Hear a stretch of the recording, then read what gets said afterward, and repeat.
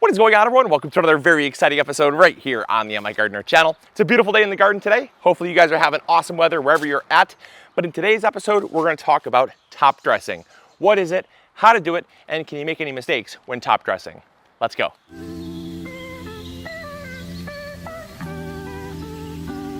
So when it comes to regularly fertilizing your plants, a lot of you are very familiar with how to do that. Super simple. Basically, you're digging your holes where you're going to plant your plants.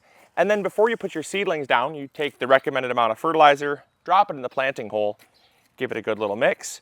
So it's kind of just loosely incorporated in the soil. And then you're going to take your plant, drop it in the planting hole that already has the fertilizer in it. And now when those roots move throughout the soil, they're instantly going to be coming in contact with the fertilizer. That is obviously my preferred way of fertilizing if I'm transplanting in the garden. However, what happens when the plants are already growing? Well, that's really where top dressing comes in.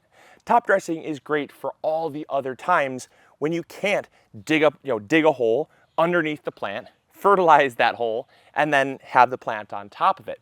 All the other circumstances are where top dressing shines. So let's talk about some times when you would top dress and kind of how to do that.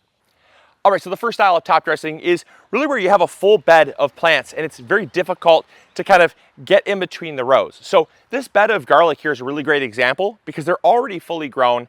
It's really challenging for me to get in between the rows of the garlic. I could, but it's just more challenging. And so what we're gonna do is called broadcasting. Now broadcasting is literally, as the name implies, we're going to just broadcast the fertilizer on the top of the soil. Now you are gonna get some fertilizer that's gonna land on the leaves. If it's a nice organic fertilizer, it should be gentle enough. It's not going to affect them that much. The next heavy rain you have or next time you water, it's just going to wash it down on the soil. And what we're doing here is we're just evenly covering the soil with the fertilizer. And that's great because it allows us to cover a large area of our garden. We're not really worrying about digging a trench. We're not worrying about working the soil. We're just broadcasting it. And this is great because it's very time efficient. But the downside to this is that it's sitting right on the soil surface. That's why I only do this broadcasting method when the plants are super densely planted, because what you really should be doing is the other style of top dressing, which is what we call a dress and rake. Dress and rake or dress and turn, there's lots of different terms for it. I'll kind of show you how you do that. But it basically gets the fertilizer underneath the soil surface. So in the event you had a heavy rain, the rain could, in theory, just wash that fertilizer away. Now, the pros sometimes outweigh the cons. You got to kind of just choose what you think is worse. Taking all this time to come in here and work in between the garlic, work in between whatever existing plant you have, risk damaging the roots and all of that, or risk losing a little bit of fertilizer if it rained very heavily. But what's going to happen with this, the benefit to doing this is that the fertilizer is going to be on the soil surface. And when it rains, that water will carry down the fertilizer slowly over time, giving it a much more gentle, slow, prolonged feeding throughout the growing season. So that is the first style of top dressing. Now I want to show you another instance when you would top dress something like a large tree. All right, so this next style of top dressing is probably the thing that you're most familiar with. A lot of you have heard of top dressing when it comes to existing trees. And so obviously, like we talked about when we were planting out our cabbages, you can't really dig this tree up, fertilize underneath the tree every single year.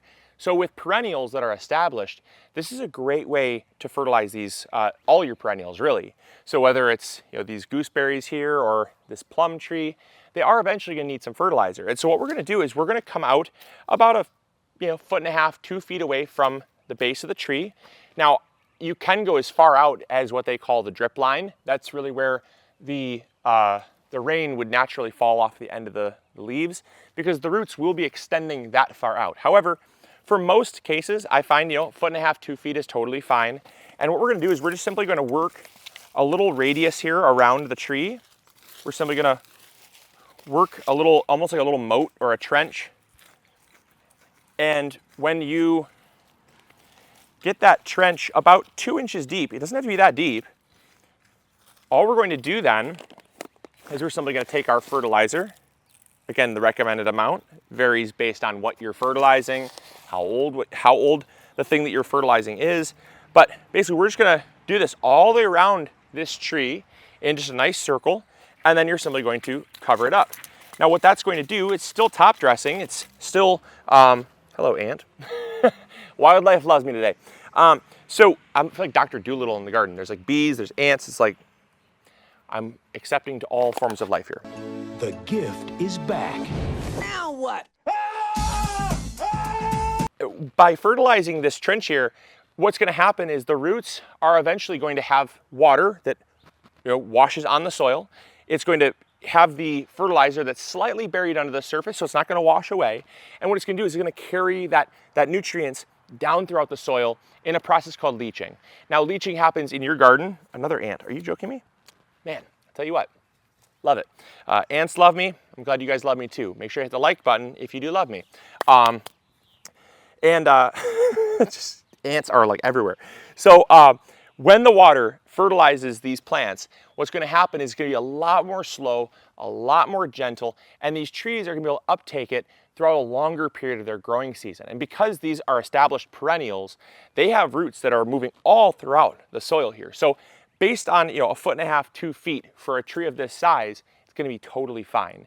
Now, if the tree was much smaller, if it was just a new little seedling, I might bring it in a little bit closer to the tree.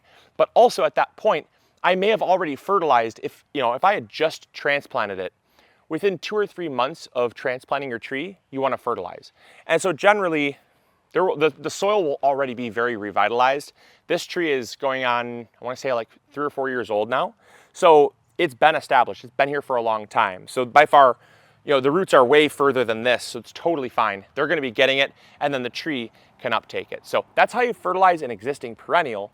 Now I kind of want to show you the final method that I was talking about earlier, which is what we kind of call like the trench and rake, or like the broadcast and rake. And that's a really easy way to top dress. All right, so now we're going to talk about the final example here of top dressing, and this is kind of like Goldilocks of the 2 other examples. So you had the one where you have densely planted plants, just a little difficult to get in between them, so you broadcast. Then you have fully grown, very existing trees, plants, perennials, whatever it is, that you dig a hole around or dig a trench around, and that you then fertilize that trench. And then you have this method. And this method is, like I said, kind of the Goldilocks. This is where you have plants that are spaced out. They already are growing, but they are spaced out enough to where you can easily work in between them. And so what we're going to do is we're going to broadcast in between the rows, just like this. We're going to broadcast in between the plants. Then what we're going to do is we're simply going to work it in, just like this. You just have to scratch it into the surface, work it in, just like that. And again, this is going to do the same exact thing. Now the fertilizer has been protected. It's not going to wash away. It's not going to, it's not going to run away from the soil. It's not going to wash away, but it's going to slowly move throughout the soil. It's basically been broadcasted, so it's very efficient, very fast use of space. But then it also, it's very gentle, so it's not going to be right where the plants are. It's going to give a slow feeding over time to encourage that root development. Because that's the other thing too that's kind of a nice benefit with top dressing, is a lot of times these plants here, they just need a little pick-me-up, a little boost.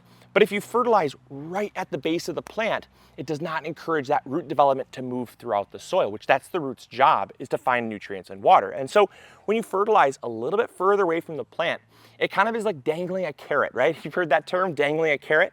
Well, you're dangling a carrot in front of a horse's nose, and it's like, I'm so close, and it just keeps stretching for it, right? Keep stretching for that carrot, but you want those roots to stretch for that fertilizer as well. And then once they tap into it, then they can start growing with it. And the water is going to be, the rain is going to be carrying with it the fertilizer down throughout the soil. It's not, you're going to be very concentrated, very, very gentle, and it's a great way to fertilize. So those are the 3 different ways that you can top dress. Again, broadcasting with scratching, and then a kind of a trench top dressing method.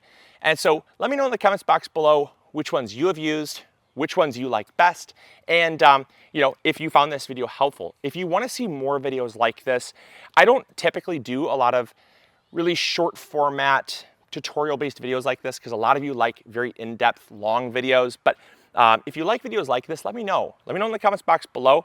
I have no problem doing them if you're gonna watch them and enjoy them. So if you did, make sure to hit the like button. Let me know in the comments box down below, and subscribe if you haven't already. We have tons more gardening content coming out, but it's just this beginner stuff that a lot of people don't know about, but it can really help to elevate your gardening game to the next level. So I hope you guys enjoyed. Hopefully you all learned something new. And as always, this is Luke from the MIgardener channel, reminding you to grow bigger. Take care.